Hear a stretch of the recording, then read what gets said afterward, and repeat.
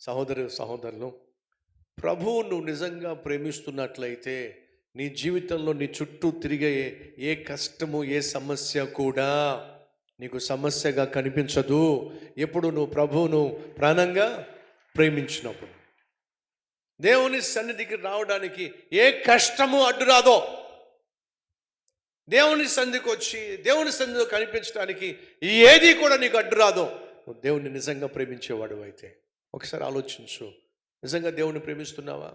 అయితే దేవుని సన్నిధికి రావడానికి అస్సలు ఆలోచన చేయొద్దు. కష్టం కావచ్చు, కొంచెం ఇబ్బంది కావచ్చు, ఆర్థికంగా సమస్య కావచ్చు, దారి ఖర్చులు ఉండకపోవచ్చు, కానీ వీటన్నిటినీ నువ్వు ఎదుర్కొని దేవుని సన్నిధికి వచ్చినప్పుడు దేవునికి చెప్తున్నా, ప్రభువా ఎంత కష్టమైనా ఎంత సమస్య అయినా నిన్ను మాత్రం విడిచిపెట్టి నేను ఉండలేను అని ప్రభువు సెలవిస్తే ప్రభు ఏమంటాడు తెలుసా?